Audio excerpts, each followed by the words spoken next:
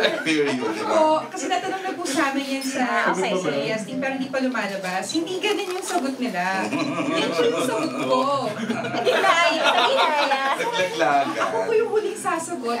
Hindi, sige. Ito yung sagot ko. Wala na po. Ito yung sagot ko. Meron. Parang... Ganun po. Kung Mas paano masakit. ko pagkaka-explain. Mas masakit sa lalaki. Pag pinagpalit ako sa lalaki. Sige, okay na. Kaysa sa... Talaga? Oo, mas Bakit? masakit. Ang lakas makalalaki kasi, gano'n? Pag sa lalaki. Oo. Oh, that's it. Tapos na, di ba? Okay. Pag sa babae, ikaw kung pinagpalit, okay lang. Ay, Okay lang? Hindi siya mas kasing sakit nung pag pinagpalit ka sa lalaki. Bakit? Hindi, liligawan ko yung babae pinagpalit sa akin. Gaganti ako. Okay. Tapos si Angel. Angel. Sa Angel. Kung ano po sinabi po nila. Kung ano po yung pagkakasabi po nila. Kasi ano naman po yun, di ba? Ang law wala naman yun sa kung anong hindi ka masasaktan dahil sa gender, masasaktan ka dahil sa point na hindi mo na pwedeng sa fact na hindi mo na pwedeng mahalin yung taong mahal mo kasi bawal na, ganyan. At meron na siyang ibang gusto. Masakit yun. Yun yung para sa akin. Regardless kung babae, tomboy, mga Pero sa bakla. kasing impact lang po siya. Tama din naman. Ikaw, Pink? si Angel. Can we use the mic? Kasi we're on Hello. live streaming Ay, yeah. in 18 links today. Ayun. For Angel, follow-up question. So, yung character mo ba, ikaw ba personally, would you go that far na kahit break na kayo or may iba ng girl yung ex mo, para makikipag-friends ka pa rin or parang itatry mo na i-win siya? Well, siguro depende mo siguro kung sino yun. Depende rin kung paano yung break-up namin, kung gaano kalalim yung relationship namin. Depende. Parang ang hirap po kasi magsalita sa ngayon na, hindi, pag tapos na. Pero pag marami kasi kayong memories, marami kayong mga pinagsamahan na importante sa inyong dalawa, magiging masaya ka na kasama mo lang yung taong mahal mo kahit walang kapalit. Si Zanjo kaya? Yes. Ikaw, makikipag-friends ka pa rin sa ex, okay lang? O hindi na? Sa akin, okay lang. Pero nasa kanila naman yun eh. Diba? Kung may feelings pa rin sila, naiilang pa rin. Hindi, sa akin okay lang. Wala akong problema sa akin. Kasi wala naman akong kaaway ng ex. Pag nakakasalubong ko sila, nakikita ko sila, okay naman kami lahat. Ayun. Last question for the three of you. Siguro, how can you describe your state of mind now? Personally, parang happy ba kayo? State of mind. Or inspired? Gano'n. Ako, sobrang happy ako. Oh. Dahil dito sa, lalo na itong palapit na itong palabas yung The Third Party. And, ayun, proud talaga ako sa movie na to. Personally, Z. Personally, ewan ko, parang happy Single ako ka ngayon. Single ako, and Wala ka bang Nililigawan? wala eh. Meron ba kayong magpakilala? Ay! Ayun sa kanan. Ay, pare-pare. Kayo single kayo tatlo. Si Sam, si Steenie. Si Sam, nasa... So namin maging single together po. Oo. Single together. Sino ang naling kanina sa story?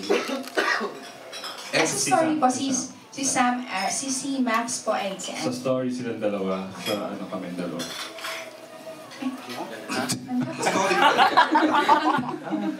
So, ang unang relation was Andy and Max. Kami dalawa muna. Tapos, Si Max and Christian. Present. ang sakit naman for Nagbago po siya ng Andy. pananampalataya. Ibang ba ako? Pink? Ayun, Okay. yung state of mind po ni Ay, oo nga Sam pala. and ni Angel. Sorry, I cut you. Ako po, I'm very excited. Excited ako sa lahat. Excited ako para dito sa The Third Party. I'm very excited sa mga kasama ko na alam ko ang ganda ng pinakita nila. I'm very excited sa director, sa writer, sa lahat ng bumubuo ng The Third Party. Excited po ako. And excited din ako sa mga future na mangyayari sa life. Yun po yung siguro pinaka saktong word na mag-explain ko ano nararamdaman ko po ngayon. Oh, Sam? Si Sam. Ako kasi kakaselebrate ng 10th year anniversary. Yes. Tapos itong 2016. Parang naging swerte ako sa personal life at sa work din. Sa Doble Cara kasi one of the longest Year na. running teleseries para sa akin. Tapos naging swerte din ako sa personal life din. after 6 years. Swerte mo naman. Happy na ako. Oh, Happy ako. Happy in love ako.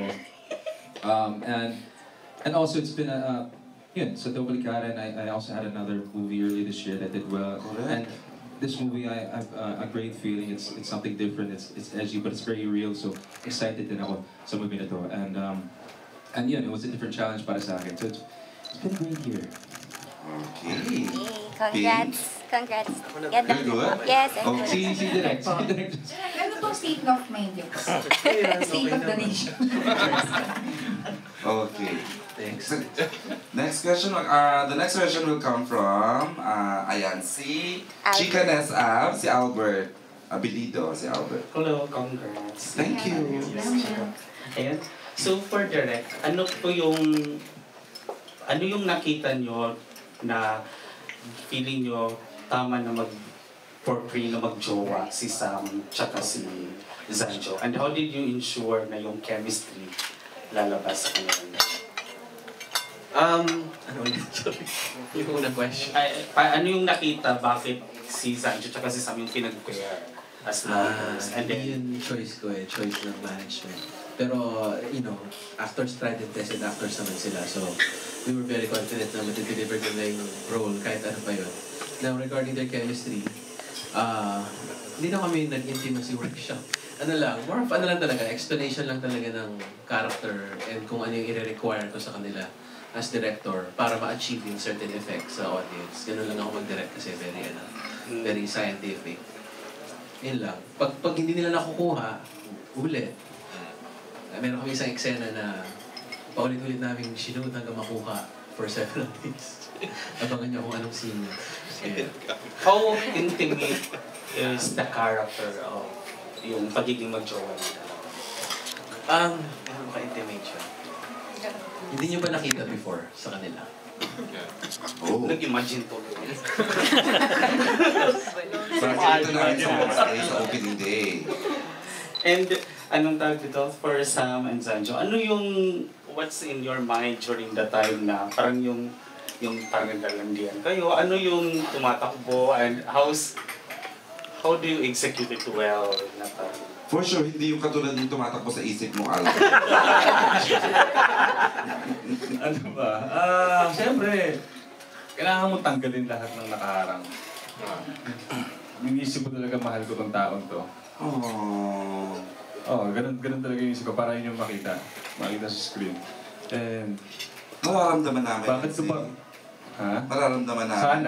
Sana makita nyo. Excited tuloy ko. And parang, di ba, yung mga ganitong eksena, actually, first time ko naman nagawa, bakit mo pa ipigilan?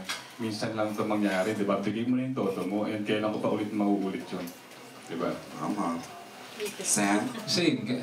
Opera ulit ako ng Hindi pwedeng yung mga hindrances, it was more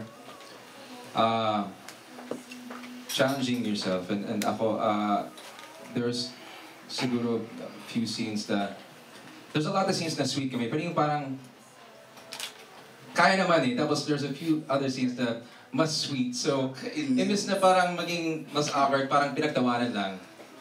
Napasmile ako. Parang ganun. So, Kung pwede na May marks. Mas maganda yun. Mas natatawa kami. Ano? May mga scenes na natatawa kami, yun yung mas magandang nakikita. Yes. Mas natural siya. Ano? May gusto ikwento si Angel. Hindi ko po pwede kwento. Pag siguro umekere, tapos makita niyo. Makikita yung mag-isa na pinag-usapan. Okay, Albert. What are your realizations about gay relationship after doing that? Same lang. Ng girl and boy. Same lang. Pareho lang. Puso naman ang pinag-uusapan, hindi kung lalaki o babae. Yun naman ang gusto marinig, Albert, di ba? Na kailangan gawin sa Hindi nag-anticipate na ako na yung role ni Sam straight. Parang mas makarelate ako. Straight pa lang gusto mo. Siyempre. Charot. Kaya puro sakit ng puso na lang yung na...